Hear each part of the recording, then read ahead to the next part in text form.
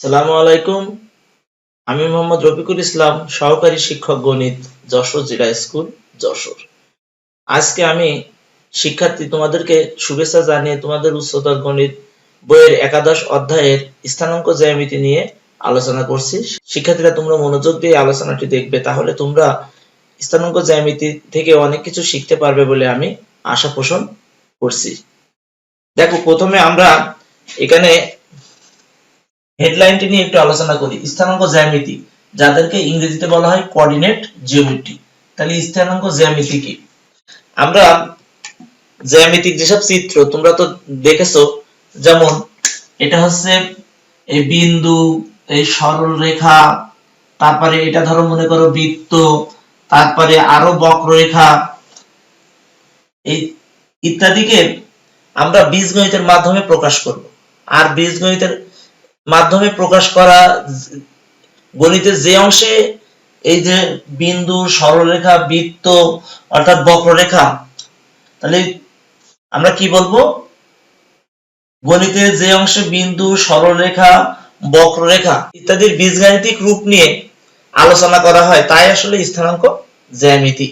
এই স্থানাঙ্ক জ্যামিতিতে মূলত সমতলের উপরে, এই যেমন আমাদের বোর্ডটি দেখতে পাচ্ছ, এটি একটি সমতল। এই সমতলের উপরে আমরা বিন্দু পাতন করে কি কি ত্রিভুজ, যেমন মনে করে এই সমতলের উপরে আমরা তিনটি বিন্দু পাতন করলাম, একটা বিন্দু, একটা বিন্দু, একটা বিন্দু, এই দিয়ে যোগ করলাম, যোগ করলে আমরা ত্রিভুজ পেলাম।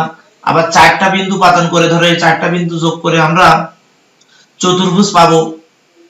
তারপরে ত্রিভুজ, চতুর্ভুজ, বৃত্ত ইত্যাদি আমরা সমতলের পরে বিন্দু, বিভিন্ন বিন্দু পাতন করে কিন্তু অঙ্কন করতে পারি।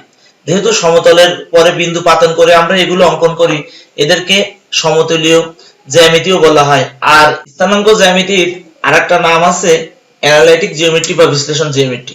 সেটা কি বললাম? Analytic geometry, ANALYTIC, analytic geometry. মূলত এই সমতলের উপরে যে বিন্দু পাতন করা হয়, এই বিন্দু পাতন নিয়ে গণিতবিদ রেনে ডেকার্তে প্রথম এটির অবতারণা করেন, তাই তার নাম অনুসারে এটাকে কার্টেসিয়ান কোঅর্ডিনেট বলা হয়। CARTESIAN, Cartesian coordinate, COORDINATE, Cartesian coordinate. এই রেনে ডেকার্তের বাড়ি কিন্তু ফরাসিতে, অর্থাৎ ফ্রান্সে। দেখো, এবার আমরা আলোচনা করব আয়তাকার কার্টেসীয় স্থানাঙ্ক, রেক্টেঙ্গুলার কার্টেসিয়ান কোঅর্ডিনেটস। সমতলে আমরা দুটি পরস্পরস্থিত সরলরেখা নিলাম।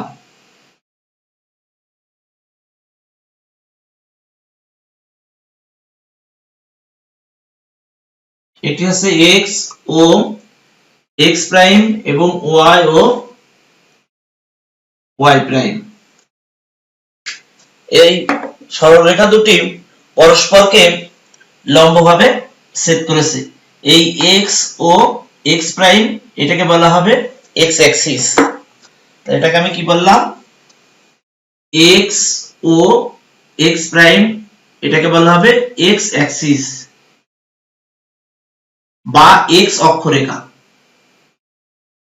এক্স অক্ষ রেখা। আর ওয়াই ও ওয়াই প্রাইম, ওয়াই ও ওয়াই প্রাইম, এটাকে বলা হয় ওয়াই অ্যাক্সিস বা ওয়াই অক্ষরেখা।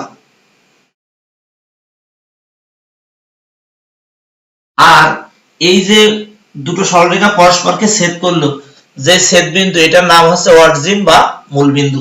তাহলে ওকে বলা হচ্ছে অরিজিন বা মূল বিন্দু। এখন দেখো, এটাকে কেন আমরা রেক্টেঙ্গুলার কার্টেসিয়ান কোঅর্ডিনেট বলছি সেটা আমি বোঝানোর জন্য এখানে যে কোনো একটা বিন্দু আমরা ধরলাম। সে বিন্দু মনে করো পি এবং তার স্থানাঙ্ক হচ্ছে এক্স ওয়াই, পি হচ্ছে এক্স ওয়াই। এখন এই পি বিন্দু থেকে আমরা ওয়াই অক্ষের উপর একটা লম্ব টেনে দিলাম, সেটা আছে মনে করো পি এম। আর এক্স অক্ষের উপর একটা লম্ব টানলাম, সেটা হচ্ছে পি এন। তাহলে দেখো, শিক্ষার্থীরা এই যে ও থেকে এন পর্যন্ত দূরত্ব সেটি হচ্ছে আসলে মনে করো যেটা এখানে যদি আমরা এইভাবে দেখি 1 2 3 সে মনে করো এটা 3 একক, আর এখান থেকে মনে করো এটা 1 2 3 4 এটা মনে করো 4 একক। তাহলে আমরা এই যে এই পি থেকে এম পর্যন্ত দূরত্ব, এই দূরত্ব হচ্ছে পিএম, এই পিএমটা আসলে ও এন এর সমান। তো ও এনটা আমাদের কি ছিল এক্স, এটা এক্স, তাহলে এটাও আমাদের এক্স। আবার এই পি থেকে ও এন এর দূরত্ব আমাদের ছিল ওয়াই, তাহলে এটা যদি ওয়াই হয় এটাও আমাদের ওয়াই। এখন দেখো এই যে অক্ষরেখার সাপেক্ষে এটি একটি আমাদের, এই যে এটাকে যদি আমরা এইভাবে যোগ করে ভাবি, এটা ভাবো, দেখো এটা একটা আয়তকার, আয়তক্ষেত্রের মতো দেখা যাচ্ছে না? তাহলে এই জন্য এটা হচ্ছে আয়তকার কার্টেসিয়ান স্থানাঙ্ক বা কার্টেসিয়ান কোঅর্ডিনেটস।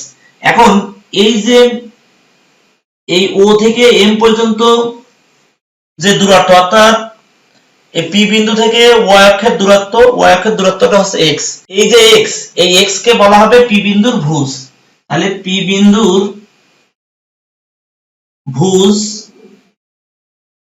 হচ্ছে এক্স এবং পি বিন্দুর কোটি হচ্ছে ওয়াই, আর ভুজ আর কোটি মিলে একসঙ্গে বলা হবে সেটা পি বিন্দুর স্থানাঙ্ক। তাহলে পি বিন্দুর স্থানাঙ্ক কত? পি বিন্দুর স্থানাঙ্ক হবে পি এক্স ওয়াই। এই স্থানাঙ্ক দ্বারা আমরা বুঝবো যেটা এই পি বিন্দু থেকে এই ওয়াই অক্ষের দূরত্ব এক্স এবং এক্স অক্ষের দূরত্ব হচ্ছে ওয়াই, এবং সেটা সেই দূরত্ব অবশ্যই কিন্তু লম্ব দূরত্ব। তাহলে আমরা এই যে আয়তাকার কার্টেসিয়ান স্থানাঙ্ক নিশ্চয় শিক্ষার্থীরা তোমরা বুঝতে পেরেছো কেন এটাকে রেক্টেঙ্গুলার কার্টেসিয়ান কোঅর্ডিনেট বলা হয়। শিক্ষার্থীরা দেখো এরপরে আমরা এই যে পরস্পরস্থিত দুটি সরলরেখা আমরা নিলাম, এই সরলরেখা এখানে দেখো চারটা খণ্ড আছে মোট। এই চারটা খণ্ডকে চারটা চতুর্ভাগ নামে কিন্তু ডাকা হয়। সেটা কি দেখো, একটা খণ্ড হচ্ছে এক্স ও ওয়াই, এটাকে বলা হয় প্রথম চতুর্ভাগ, প্রথম চতুর্ভাগ বা ফার্স্ট কোয়াড্রেন্ট। কি বললাম? First quadrant.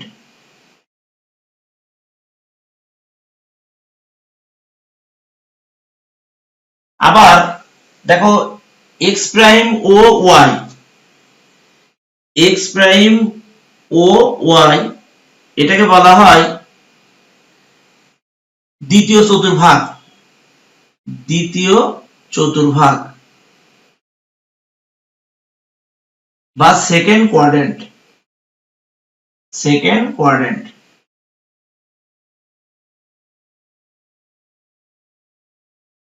তাহলে এবং এটাকে আমরা কিন্তু অবশ্যই ঘড়ি কাঁটার বিপরীত দিক হিসেবে বিবেচনা করব। তুমি এটাকে এইভাবে ঘুরে ঘুরে হিসাব করবে, এটা প্রথম চতুর্ভাগ, এটা দ্বিতীয়, তারপর এটা অবশ্যই আসবে, এটার নাম হবে এক্স প্রাইম ও ওয়াই প্রাইম, এটা হচ্ছে তৃতীয় চতুর্ভাগ, তৃতীয় চতুর্ভাগ।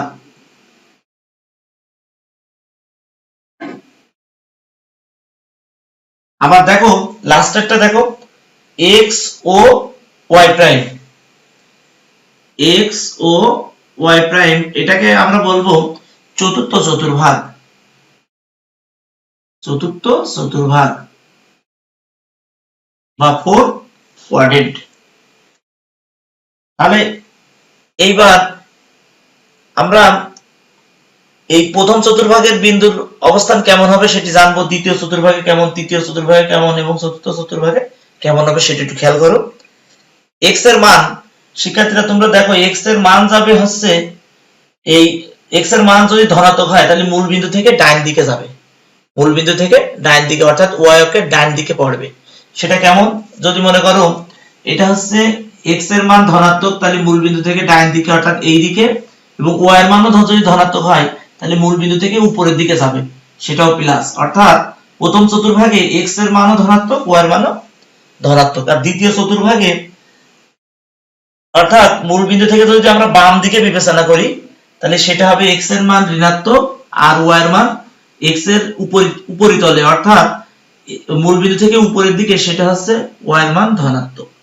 অর্থাৎ দ্বিতীয় চতুর্ভাগে এক্স এর মান ঋণাত্মক এবং y এর মান হবে ধনাত্মক। আর তৃতীয় চতুর্ভাগ খেয়াল করো, এখানে যেহেতু মূল বিন্দু থেকে বাম দিকে আছে x এর মানটা হবে ঋণাত্মক, আর মূল বিন্দু থেকে নিচের দিকে আছে তাহলে y এর মানটা হবে ঋণাত্মক। অর্থাৎ তৃতীয় চতুর্ভাগের যে স্থানাঙ্ক, অর্থাৎ x এর মানও যদি ঋণাত্মক হয় এবং y এর মানও যদি ঋণাত্মক হয় তাহলে সেই বিন্দুটির অবস্থান হবে অবশ্যই তৃতীয় চতুর্ভাগে। এবং চতুর্থ চতুর্ভাগটা তোমরা খেয়াল করো, যেহেতু মূল বিন্দু থেকে ডান দিকে ধনাত্মক তাহলে x এর মানটা হবে ধনাত্মক, এবং মূল বিন্দু থেকে নিচের দিকে y এর মানটা ঋণাত্মক তাহলে এখানে হবে মাইনাস। তাহলে চতুর্থ চতুর্ভাগে কোনো বিন্দুর যদি আমরা পাতন করি বা কোনো বিন্দুর অবস্থান নির্ণয় করতে হয় তাহলে সেটা x এর মান ধনাত্মক এবং y এর মান ঋণাত্মক হলেই কেবলমাত্র সেই বিন্দুটি চতুর্থ চতুর্ভাগে বসবে। আর এই যে আমরা এখানে বিন্দু পাতনের যে বিষয়টি এখানে আলোচনা করলাম, অর্থাৎ প্রথম চতুর্ভাগে x এর মানও ধনাত্মক y এর মানও ধনাত্মক, দ্বিতীয় চতুর্ভাগে x এর মান ঋণাত্মক y এর মান ধনাত্মক, তৃতীয় চতুর্ভাগে উভয় ঋণাত্মক অর্থাৎ x এর মানও ঋণাত্মক y এর মানও ঋণাত্মক, আর চতুর্থ চতুর্ভাগে x এর মান হচ্ছে ধনাত্মক y এর মান হচ্ছে ঋণাত্মক। এই যে পদ্ধতি এটাকে বলা হয় চিহ্নের চতুর্ভাগ নিয়ম। এই চিহ্নের চতুর্ভাগ নিয়ম আমরা যদি ভালোভাবে বুঝতে পারি তাহলে আমরা অবশ্যই যখন আমরা কোনো গ্রাফে বিন্দু পাতন করব তাহলে আমাদের বিন্দু পাতনটি আর ভুল হবে না। আর একটা জিনিস খেয়াল করো শিক্ষার্থীরা, মনে করো যে আমরা যখন মূল বিন্দুর কথা বলেছিলাম সেটা 0 0, মনে করো আমরা যদি 5 0 এই বিন্দুটির অবস্থান আমরা বসাতে চাই তাহলে কেমন হবে, x এর মান মনে করো 5, তাহলে আমরা মূল বিন্দু থেকে কয় ঘর যাব, 1 2 3 4 5, তাহলে এখানে আমরা পাবো কিন্তু 5 0। তাহলে 5 0 মানে কি x এর মান আছে এখানে 5, y এর মান 0, তার মানে x অক্ষরেখার উপরে y এর মান 0, তাহলে এই y এর মানটা কি কোটি, তাহলে x অক্ষরেখার উপরে কোটি শূন্য, তাহলে আমরা লিখতে পারি এখান থেকে x অক্ষরেখায় কোটি শূন্য। আবার একই ভাবে ভাবো যদি এরকম হয়তো 0 5, তাহলে আমাদের এই বিন্দুটার অবস্থান কোথায় বসতো, এখানে x এর মান 0 y এর মান 5, অর্থাৎ এখান থেকে আমরা মূল বিন্দু থেকে 1 2 3 4 5 ধরে এখানে যেত, এটা হচ্ছে 0 5, এই বিন্দুটির অবস্থান এখানে। তাহলে এটা হচ্ছে আমাদের নিশ্চয় y অক্ষরেখা, y অক্ষরেখার উপর x এর মান 0, তাহলে আমরা এখান থেকে বলতে পারি y অক্ষরেখায় ভুজ 0। এই বিষয়গুলো আমরা অবশ্যই মনে রাখবো, তাহলে আমরা সহজেই গ্রাফে বিন্দু পাতন করে যে কোনো বিন্দুর স্থানাঙ্ক সহজে আমরা নির্ণয় করতে পারবো। তা শিক্ষার্থীরা আশা করছি তোমরা এই যে চিহ্নের যে চতুর্ভাগ নিয়মটি আমি বললাম এটা তোমরা ভালোভাবে বুঝতে পেরেছো। শিক্ষার্থীরা এবার আমরা আলোচনা করব দুইটি বিন্দুর মধ্যবর্তী দূরত্ব, অর্থাৎ ডিসটেন্স বিটুইন টু পয়েন্টস, এই দুটি বিন্দুর মধ্যবর্তী দূরত্ব কিভাবে নির্ণয় করতে হয় সেই বিষয়টি এখন আমরা আলোকপাত করছি। তোমরা মনোযোগ দিয়ে এটি দেখো এবং আমি আশা পোষণ করছি তোমরা আমার সাথে সাথে এই কাজটি করবে। তাহলে আমরা প্রথমে অক্ষরেখা নিব,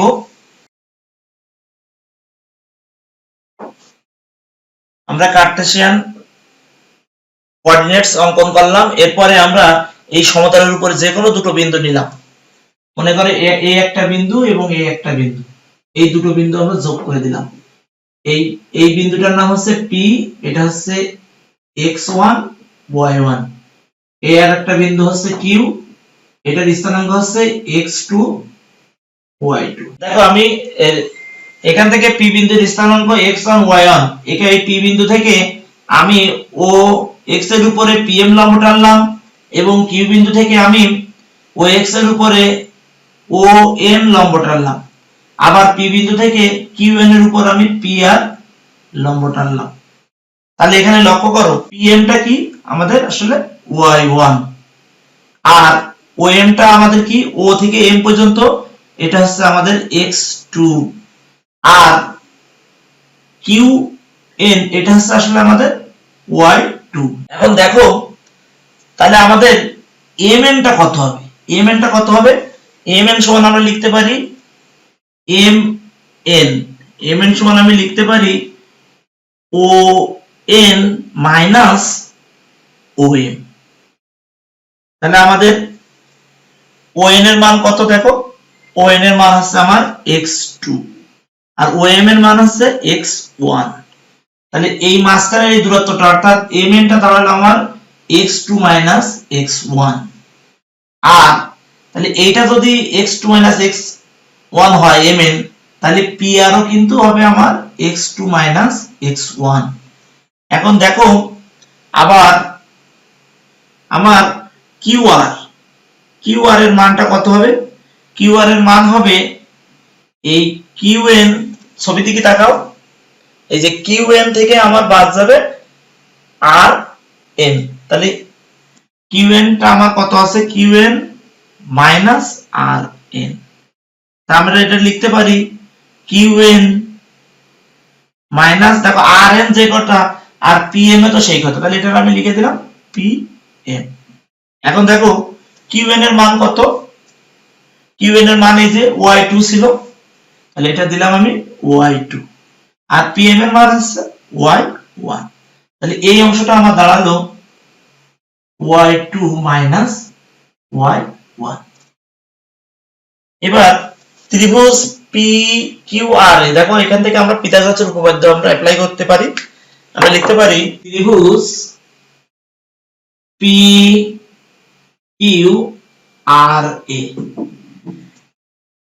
PQ স্কয়ার সমান PR স্কয়ার প্লাস QR তার স্কয়ার।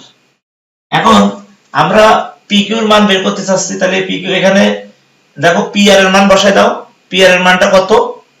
এই দেখো এখানে PR, এটার মান হচ্ছে x2 x1, x2 x1 তার হোল স্কয়ার প্লাস, এবার QR এর মান কত? y2 y1 তার হোল স্কয়ার। এখন দেখো তাহলে এই PQ সমান আমি কত পাবো? PQ সমান আমি পাবো plus minus root of x2 x1 তার whole square plus y2 y1 তার হোল স্কয়ার। কিন্তু শিক্ষার্থীরা দেখো, যেহেতু এই PQ এটা হচ্ছে আমাদের দূরত্ব নির্দেশ করছে, তাহলে আমরা এখানে শুধু ধনাত্মক মানটাই ধরবো। অতএব আমরা লিখব PQ এর দূরত্ব সমান এই যে x2 x1 তার whole square plus y2 y1 তার হোল স্কয়ার আবার রুট। এই সূত্র অ্যাপ্লাই করে আমরা সহজেই কিন্তু দুটো বিন্দুর মধ্যবর্তী দূরত্ব নির্ণয় করতে পারবো। এখন শিক্ষার্থীরা লক্ষ্য করো, যেহেতু এটার পরে স্কয়ার আছে, তাহলে আমরা এর ভিতরে কিন্তু এমন লিখতে পারতাম, এখান থেকে মাইনাস চিহ্ন কমন নিলাম, তাহলে x1 x2 তার হোল স্কয়ার প্লাস, এখান থেকে ভিতর থেকে মাইনাস চিহ্ন কমন নিলাম, তাহলে y1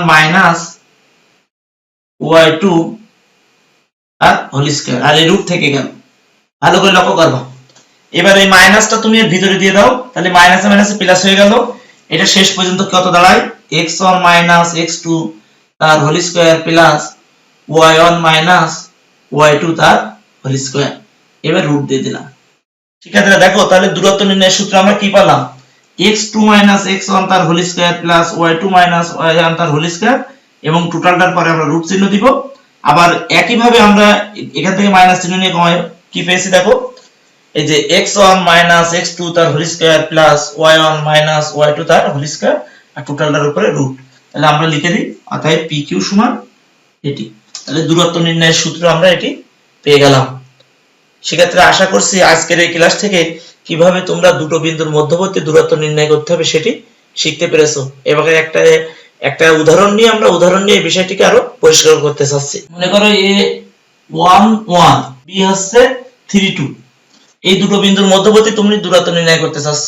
তাহলে আমরা লিখে দেব AB সমান এই যে x2 x1 তার হোল স্কয়ার, অর্থাৎ এইটাকে ভাবো তুমি x1 y1, এটাকে তুমি ভাবো x2 y2।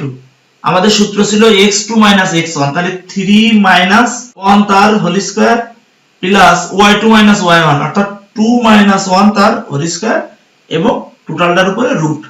তাহলে আমরা কত পাবো এখানে? 2 স্কয়ার প্লাস 1 স্কয়ার। তাহলে এটা পেয়ে গেলাম আমি 4 প্লাস 1 তার রুট। অর্থাৎ √5। তাহলে এ এবং বি এই দুটো বিন্দুর মধ্যবর্তী দূরত্ব হচ্ছে √5 একক। শিক্ষার্থীরা, আশা করছি আজকের এই ক্লাস থেকে তোমরা দুটো বিন্দুর মধ্যবর্তী দূরত্ব নির্ণয় করতে হবে কিভাবে সেটি শিখতে পেরেছো।